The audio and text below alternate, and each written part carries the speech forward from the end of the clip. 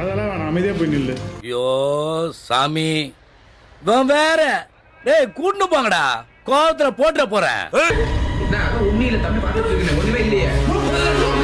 பல மாதிரி இந்த மனுஷன் சாட்சி போட்டாங்களே.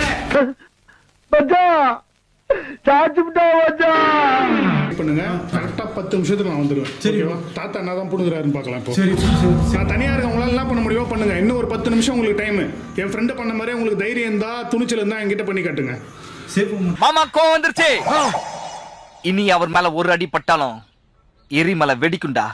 தம்பி இதோட ரூம் கூட வரும், கால் பண்ணாதே. வா சேஃப்டா ராகுல். ஓகே நான் உஷாரா போங்க. இல்ல அதானா ஏதாச்சும் ப்ராப்ளம்னா எனக்கு ஃபோன் அடி. ஓகே. என்ன வெளியே வந்து சரி, நான் உயிரோட ஃபோன் பண்றேன், கண்டிப்பா பண்றேன்.